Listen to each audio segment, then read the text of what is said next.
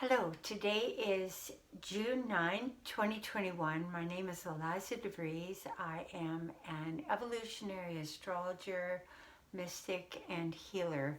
I'm also a photographic artist. Today I would like to talk about the solar eclipse in Gemini, which takes place tomorrow morning, Pacific time at 3:35 a.m., which would be 6:35 a.m. in New York City, and if you're going into Europe, it would be at that time 11:35 or 12:35, depending on where you are in London or in France or Germany. So our president is traveling and negotiating and conversing at a very powerful time of the solar eclipse. Another thing is, with Mercury being retrograde in Gemini, right on top of the solar eclipse. The solar eclipse is at 19 degrees and almost 20 degrees, 19 degrees 48 minutes, and the sun 19 degrees 48 minutes, because they're always the same. This is a new moon energy. The difference in a solar eclipse is the solar eclipse has an amplification of the new moon energies. It's an acceleration around it. And with the Mercury retrograde at 20 degrees, they're just right all working together. Mercury being retrograde, and it's going to be squaring Neptune. There's going to be a lot of clearing up of past lies, delusions, and falsehoods. With the Neptune squaring Mercury, there's a strong, with Mercury being retrograde, which is already going back over the mercurial communication capabilities of its being in its own sign.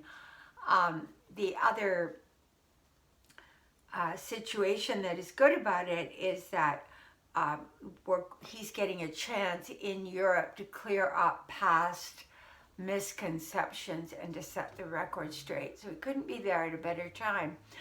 Eclipses set the tone between, I'd say, 15 months to 2 years. They leave an imprint on all of us and on our charts for about that amount of time. A lunar eclipse is strong. It is when the sun is between when the earth is between the sun and the moon, covering up the moon, making it eclipsed. Here the moon is between the sun and the earth, covering up the earth, making it on a new moon time a solar eclipse. So what is Gemini? What is the message of this particular solar eclipse? Well, first of all, there's going to be a lot of yang energy, masculine energy, because Gemini is a masculine sign. Also, there's a lot of mutability because it's a mutable sign. So it's all about the yang, and all of the mutable signs are door openers. In other words, Gemini, the very last days of Gemini are opening us from spring to summer. The very last days of Virgo are opening us from summer to fall. The last days of Sagittarius are opening up the doorway to winter, and then winter to spring in March. So all those mutable signs are door opener signs that are flowing from one state of energy into another, one season into another. So we've got the Gemini. It's a very masculine but mutable sign. So there's going to be a great focus, especially when we've got the Mercury retrograde in the sign of Gemini, which it sits very happily there. But there's a tendency to overspeak, to overcompensate with our words. So it's a really good time to be silent and to sit down and to realize that Gemini people, they're very imaginative people, very lively. There's a sprightly, energetic, mental, it's a mental sign, it's an air sign. So you've got the air dominant male energy. This is a marvelous time to write down your imaginings for the next 15 months of your life, the next stage of your life. What are you expecting it all to be? Because this solar eclipse is going to be very powerful.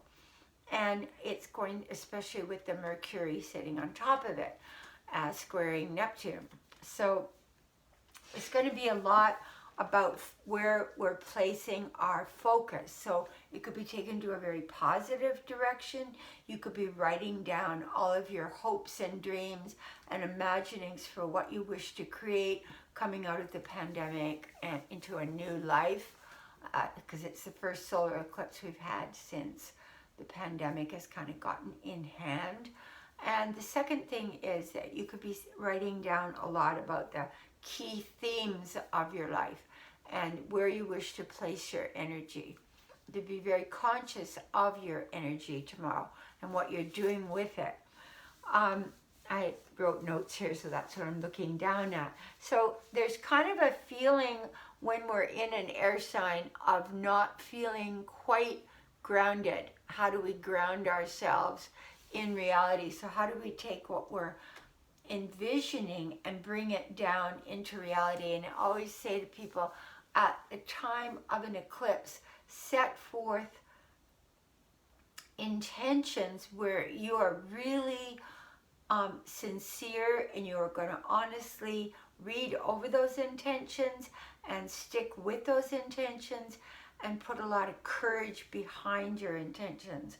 Always remember that the great imaginary thinkers, the great seers, the great prognosticators of the future, the inventors of new ways of doing things, were always ridiculed at their time of bringing forth the new message.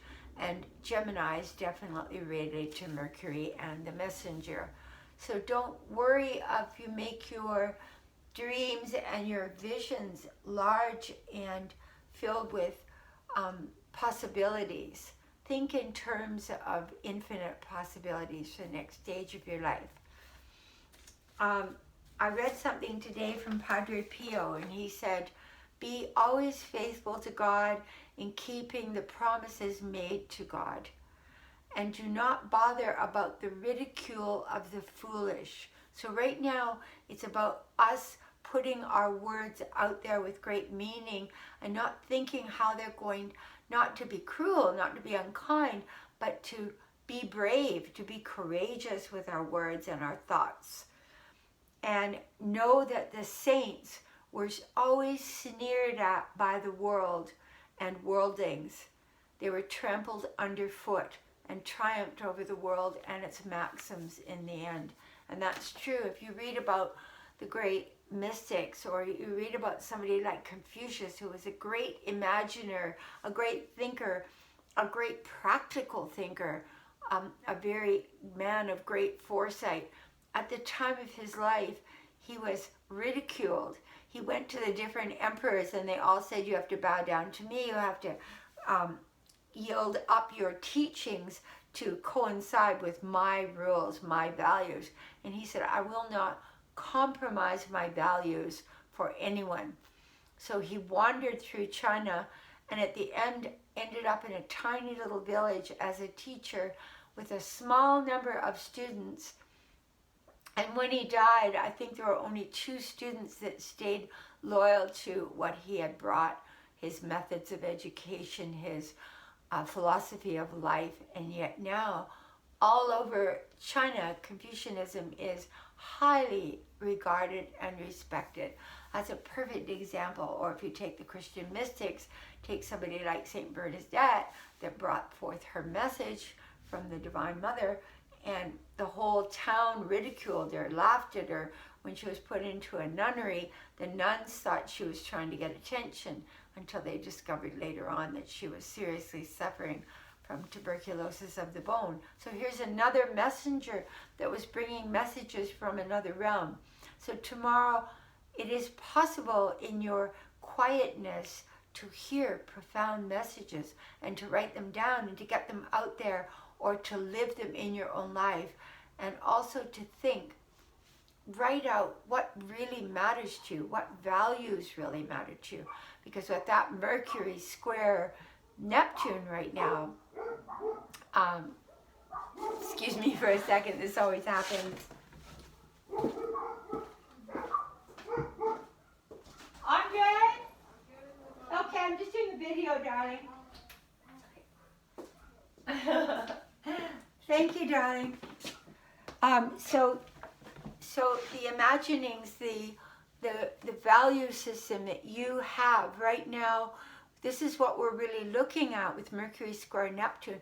What is true? What is a lie? What resonates with my heart and soul as to values? And write out your values and stick to them. Have the courage to stand by your own value system. This is very important right now, and that we join together with similar values and hold our values and not give up for fear of loss or for plain fear. So this is a wonderful time for new beginnings, for moving forward. There's an acceleration right now. You can feel it. You can feel the energy. It's palpable, the energy right now. And we can do great things with that energy.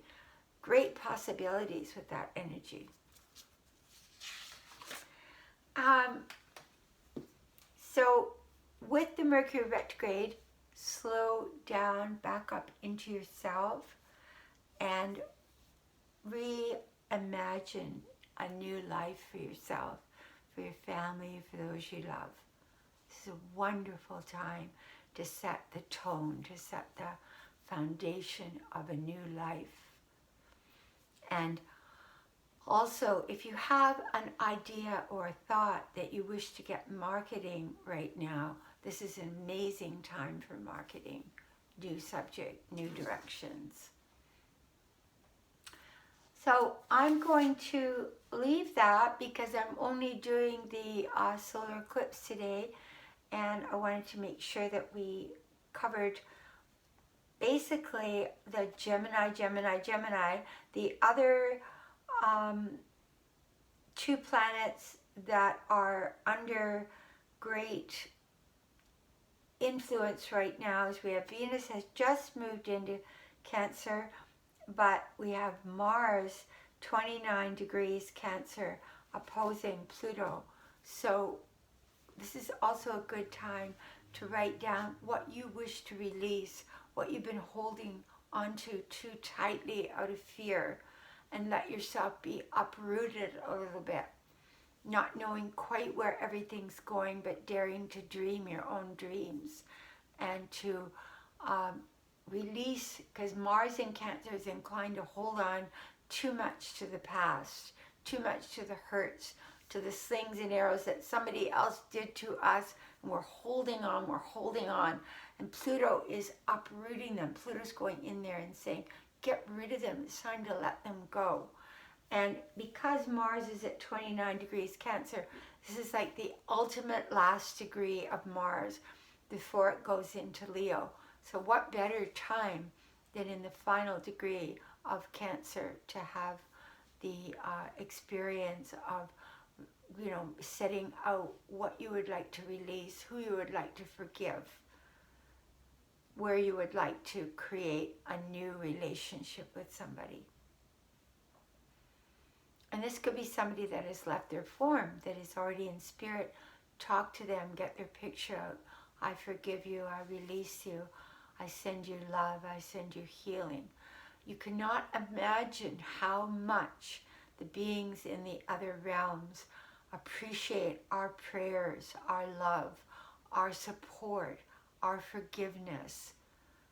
It releases them from tremendous bondage to the earth. So free things up. Use the Gemini imagining to free yourself up, to fly in the air sign, and to really look to the inner being within yourself and to love yourself, to write down the things that you would like to cultivate within your own soul that you feel are your gifts.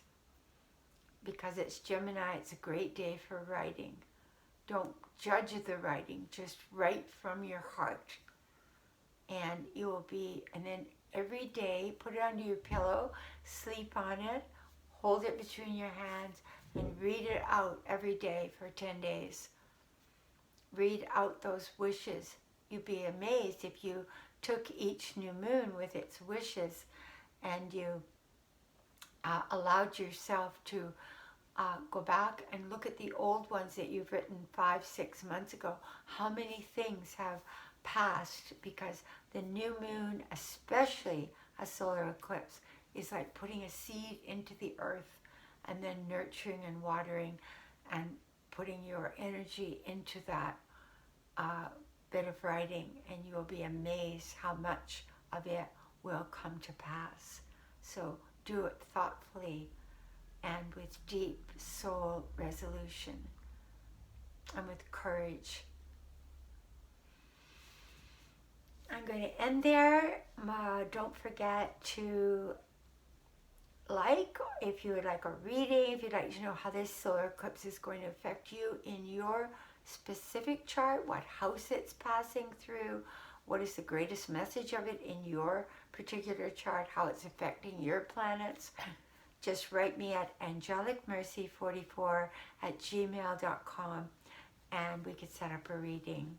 Thank you, and God be with you.